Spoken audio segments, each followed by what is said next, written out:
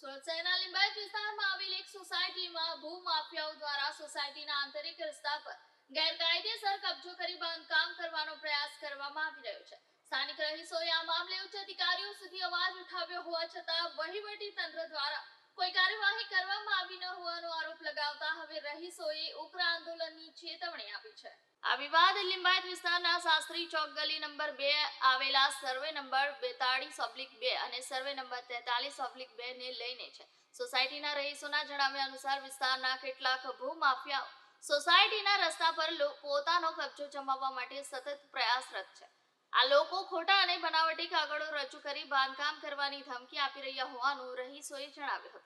સ્થાનિક રહીશ શૈલેષભાઈ પટેલે જણાવ્યું હતું કે આ લોકો અમારી સોસાયટીના રસ્તા પર ગેરકાયદેસર રીતે કબજો કરવા માંગે છે। અમે આ મામલે કલેક્ટર કચેરી તેમજ સ્થાનિક પોલીસ સ્ટેશનમાં ઘણી વખત લેખિત ફરિયાદો નોંધાવી છે। કલેક્ટર કચેરીમાં જમીન સંદર્ભે લેન્ડ ગ્રેબિંગની પણ ફરિયાદ કરવામાં આવી છે, પરંતુ હજી સુધી કોઈ પગલાં લેવાયા નથી। રહીશોએ લિંબાયત ઝોન કચેરીમાં પણ આ અંગે રજૂઆત કરી હતી। જોકે લિંબાયતના કેટલાક અધિકારીઓની ભૂમાફિયાઓ સાથે મળીભાગ હોવાની શંકા વ્યક્ત કરતા રહીશોએ આક્ષેપ કર્યો હતો કે આ કારણોસર જ કોઈ કાર્યવાહી થઈ શકી નથી। તેમણે જણાવ્યું કે અધિકારીઓ અને માફિયાઓની સાંઠગાંઠને કારણે આજ દિન સુધી આ મામલે પગલાં લેવામાં આવ્યા નથી। વારંવારની અરજીઓ છતાં કોઈ પરિણામ ન આવતા હવે રહીશોએ આક્રમક વલણ અપનાવ્યું છે।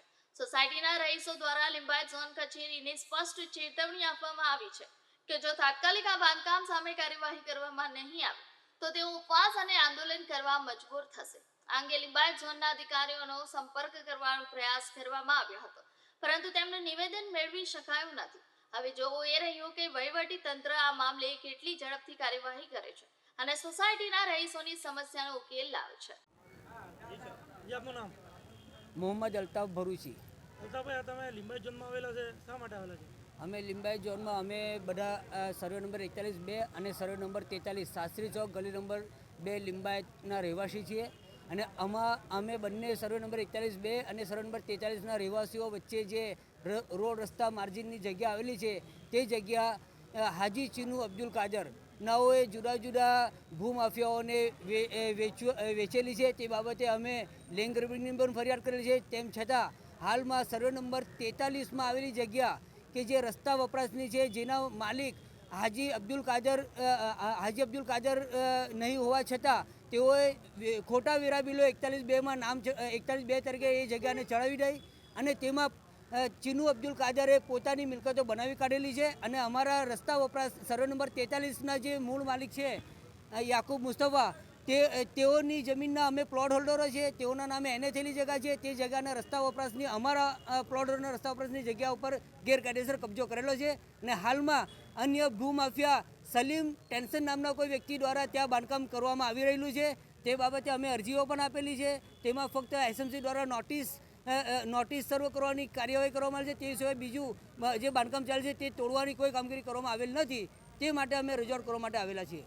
તમારી માંગ સંતોષવામાં નહીં આવે તો તમે શું કરશો? અમારી જો આ માંગ સંતોષવામાં નહીં આવે તો અમે આ જગ્યા ઉપર ગેરકાયદેસર કબજો કરવા બદલ સુરત મહાનગરપાલિકાના જે ડેપ્યુટી એન્જિનિયરો આ લોકોને સાથ સહકાર આપી રહ્યા છે અને તેઓ ભ્રષ્ટાચારને પોષી રહ્યા હોય અને પૈસાઓ લઈને આવી રીતે અમારી રસ્તા વપરાશની જગ્યાઓને પણ એન્ક્રોચમેન્ટ કરી અને તેને દબાણ દૂર એન્ક્રોચમેન્ટ કરતા ભૂમાફિયાને અટકાવતા ન હોય તેઓના વિરુદ્ધ અમે લેન્ડ ગ્રેબિંગની ફરિયાદ દાખલ કરી તેઓને પણ અમે આરોપી તરીકે સામેલ કરીશું।